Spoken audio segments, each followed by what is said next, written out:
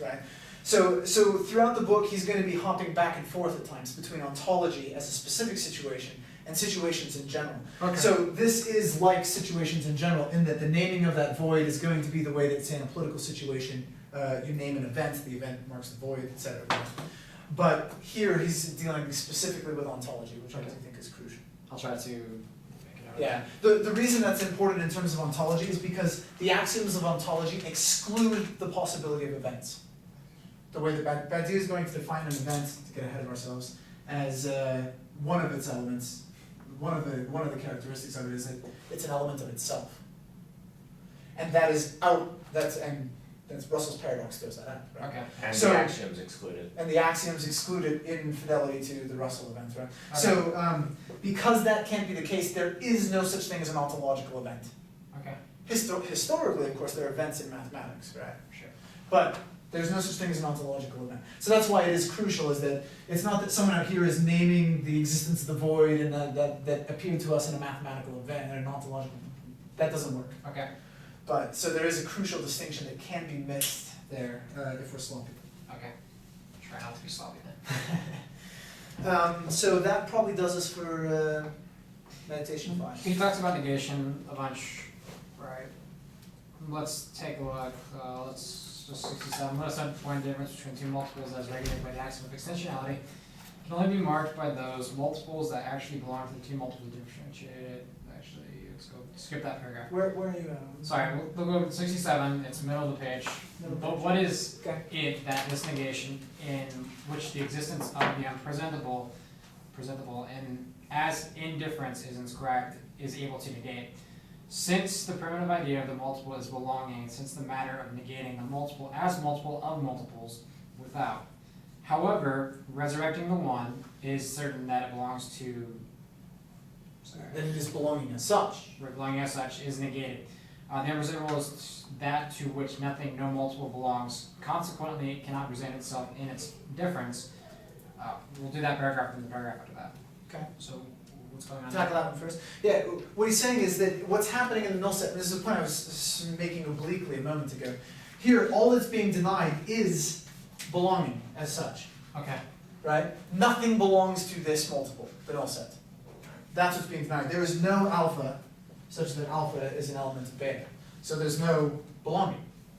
So that exists beta, but doesn't imply that alpha belongs to it at all. Is that sort of Say that a again? core summation of it? There exists a beta that alpha does not belong to beta. Right. Okay.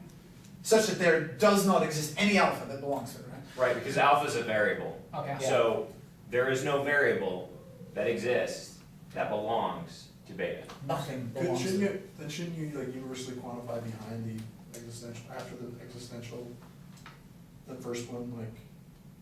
Where? Oh, It no, doesn't never exist mind. for all betas, Yeah, yeah, it just yeah. exists for some There beta. exists a beta, there exists a set Yeah. that has no elements. I was just thinking Which you- is to say the null set. Right. I was just thinking you'd wanna say, there exists a set such that no matter what you pick. Yeah. So, But that's the very thing, it's not no matter what you pick, Right. right? The only, so let us assume for the minute the set of squared circles that It- includes. I think the point you're trying to make is that in classical logic, there does not exist an alpha has implications for the universal quantifier, right?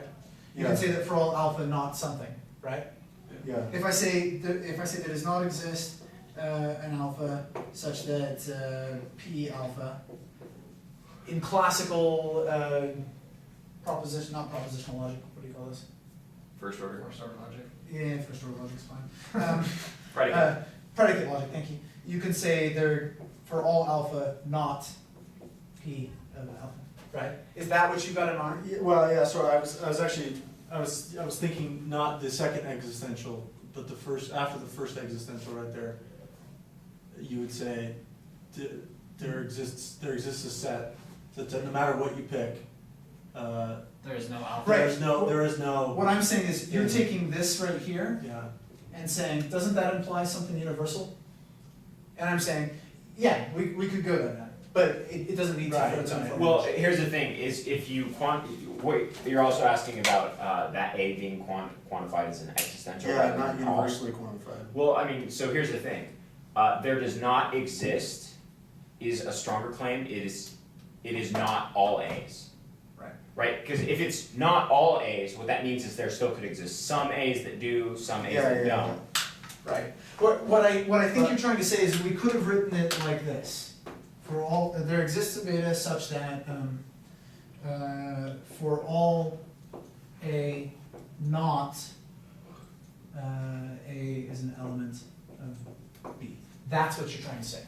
We could have written it that way. Sort of. I think I'm getting my syntax wrong, but that's not what I meant. No, but just forget about it. It doesn't. Yeah, this is in standard logic equivalent to this, but there are problems that logicians are working with on that. Does this really imply that is a question? So, and I think Badiou's much more rigorous formulation is. Okay. And then just that second paragraph, to negate belonging is to negate presentation and therefore existence, because existence is being in presentation. Right. The structure of the statement that inscribes the first existence is thus in truth a negation of any existence according to belonging. This statement will say something like, there exists that to which no existence can be said to belong, or a multiple exists with which is subtracted from the primitive idea of the multiple. Yeah. Basically repeating the same thing there. Yeah. Okay. Again, so the reason he's focusing on negation is saying, what are we doing there? What's happening with this negation? Okay, And is saying what we're negating is that anything is presented in this multiple. alright, just really quick, what's he mean by primitive idea? Where? So it's at the end of that paragraph I just read, he says, or, right, he A multiple exists which is subtracted from the primitive idea of the multiple. The primitive idea of the multiple is belonging. Okay, So there's something subtracted from belonging as such, That's meaning it. nothing belongs to this multiple. okay.